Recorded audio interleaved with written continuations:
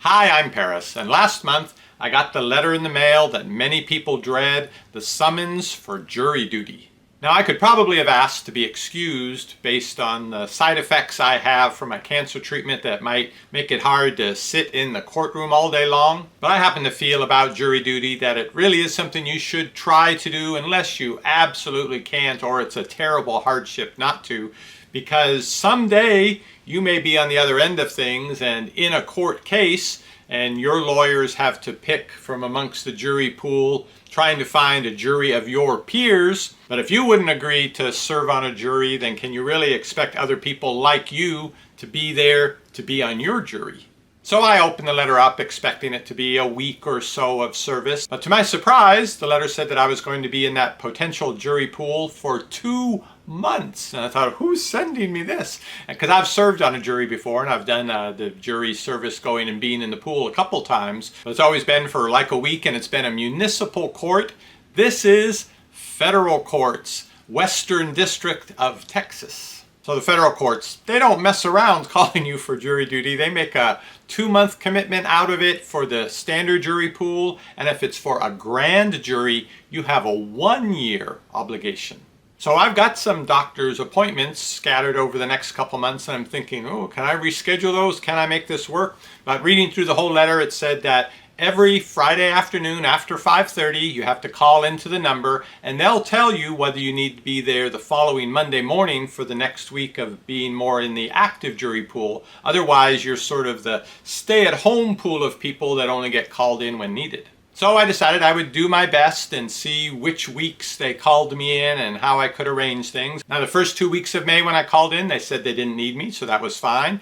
I was hoping, though, they weren't going to need me the 3rd week in May this week because I have my next Lupron shot in a couple days. But sure enough, Friday when I call in, they say, yes, you need to report downtown at 8 a.m., the federal courthouse, and you may or may not be selected to be in a trial. Trials tend to go 3 to 5 days. But in any case, I'm going and decided about my appointment. Well, I'll play it by ear. So I read on their website about how you're supposed to dress, what you can bring along, how the whole thing works. They do pay you $50 for going for the day, whether you're selected for a jury or not. And you also get your parking reimbursed and mileage to drive there. So preparing psychologically for going down Monday morning to the federal courthouse and possibly being on the jury for a federal crime made me a little bit nervous. I get an email, an update from the jury administrator mentioning, oh, you may have received a notice that you have to be downtown at 7:30. Actually, we've made it 8 o'clock because please be aware there are homeless folk that camp near our property next to the front doors, and our court security officers will be present asking these folks to move along. But if you come apparently and wake them up rather than the security people waking them up, it may not go well, so they ask you don't come before 7:30 before they have a chance to clear the area out. So that's something else to worry about. So I gathered everything together I was going to need to get me through a day at court. Had to make my own lunch, which I figured I'd just leave in the car, and if they let us go out for lunch, I'd go back there and eat because I'm not much for restaurant foods, and I don't know what's going to be near the courthouse if they're going to have vegan, healthy options that I can have. So I've got my baked sweet potatoes, bananas, tangerines, an apple, and a bottle of oolong tea. But I'm not going to open that bottle of tea until possibly near the end of the day because one of the radiation side effects I have that has irritated the nerves of the bladder means I have to pee pretty often. And actually I had not had anything to drink since 5 p.m. the night before, and then getting down to the courthouse at 8 a.m. and then going through lunchtime, then maybe late afternoon, I'd finally dare to have something to drink because I did not want to be in the jury while people are doing testimony and say, excuse me, can I go to the bathroom? So I had nothing to drink for all those hours from the night before to make sure that wasn't going to happen. I also had my jury paperwork that has a little paper badge you can wear as a name tag and all of that. And I brought my Kindle and my phone, and I set off downtown early Monday morning. Now, I probably walked over to the courthouse about 7:45, and it was the sidewalk along the courthouse was clear, but it's right next to a kind of a park, kind of like a square, one of those downtown green squares where they have some trees and park benches.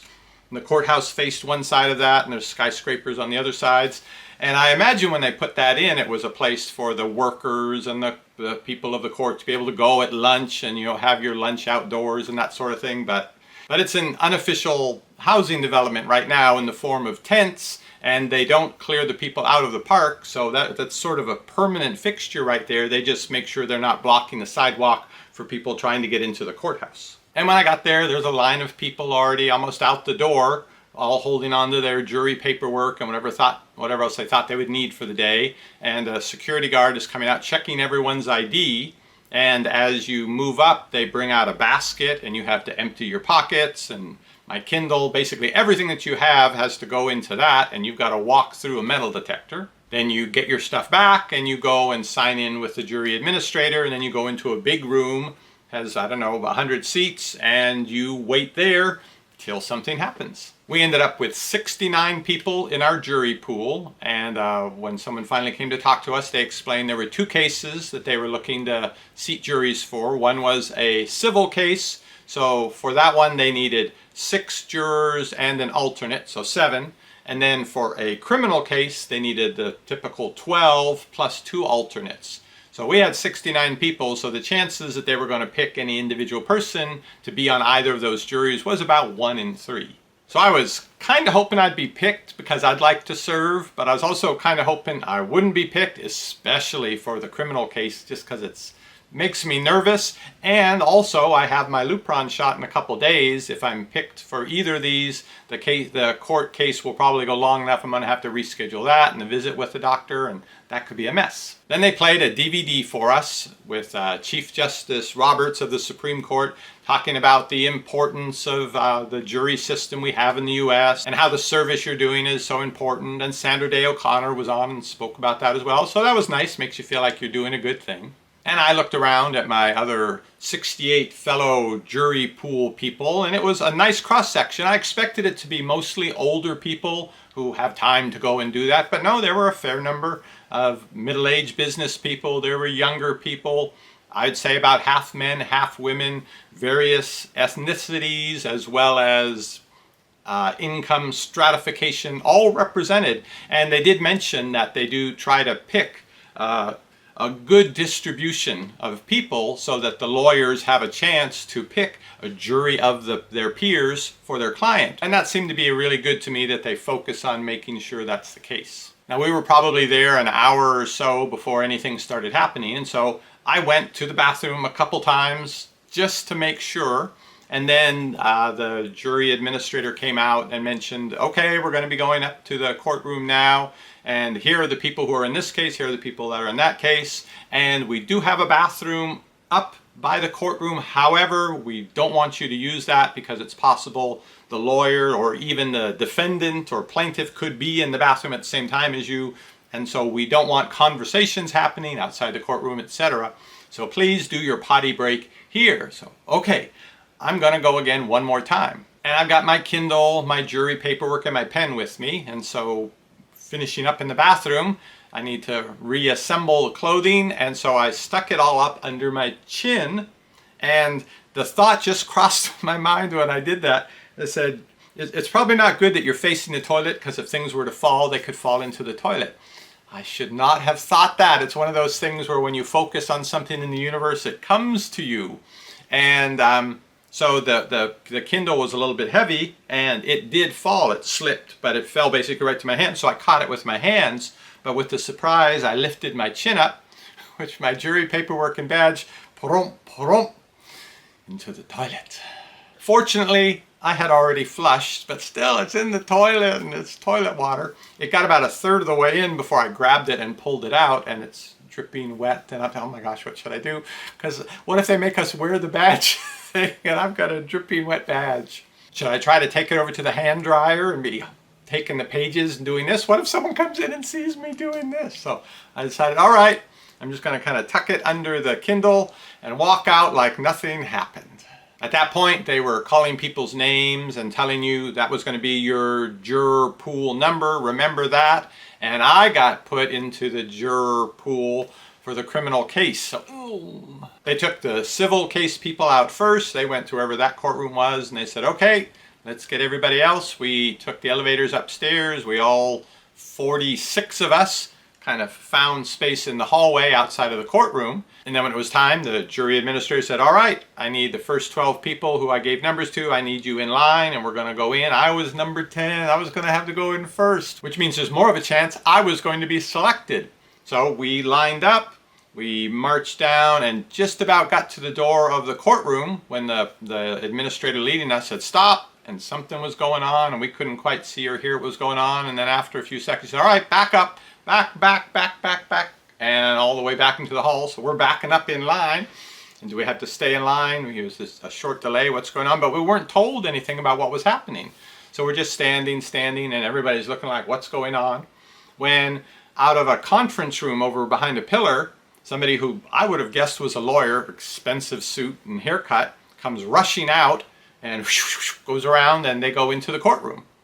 And then a few seconds later, another lawyery looking person runs over to the courtroom. Oh, what's happening here? After a couple of minutes, one of the lawyers comes back and has a handful of tissues and hurries back into the conference room.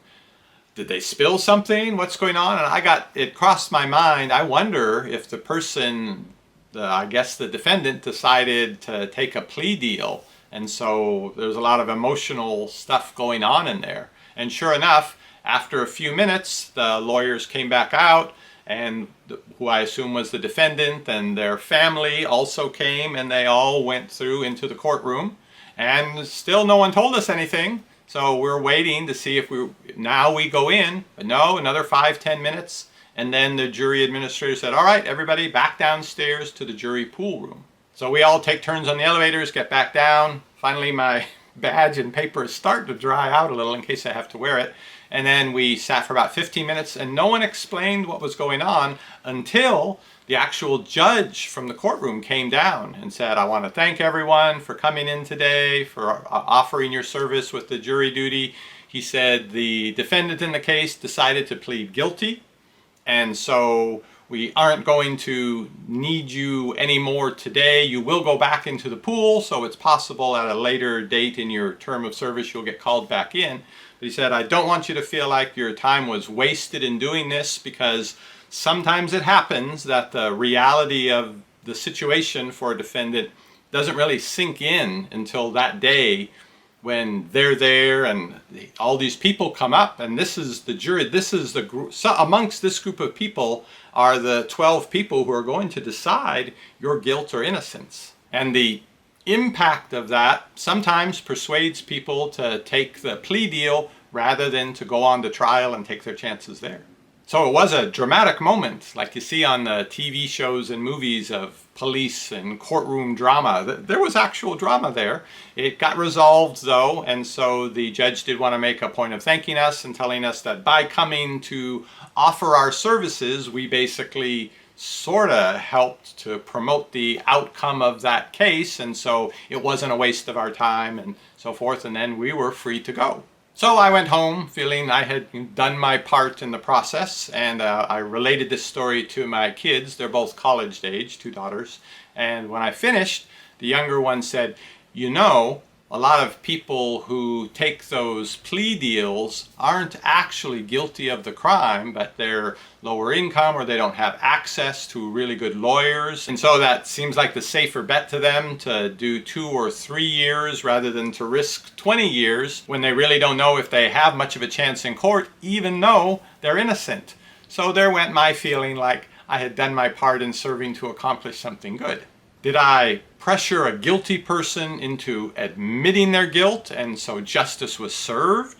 Or by my presence did that pressure an innocent person into confessing their guilt when they weren't guilty at all? And I don't know how frequently that happens. I'm hoping not very frequently, but I don't know, because when I lived in Japan for 6 years, as a foreigner, I had a couple run-ins with the police. Not that I was doing criminal stuff, but good luck explaining that, especially when you don't speak much Japanese.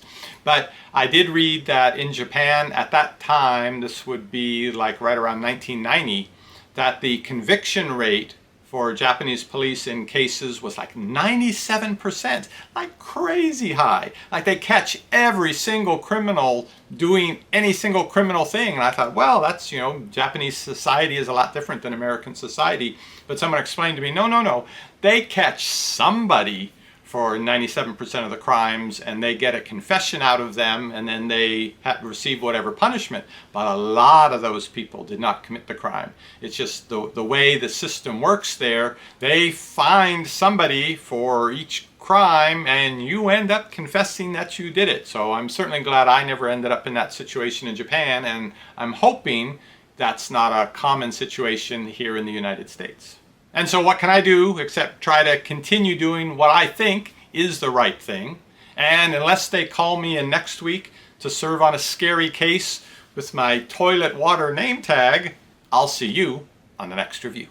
There are so many choices and you don't want to stress. You want your health food at home, receiving only the best. That's what we're here for, we give honest reviews. Parristx.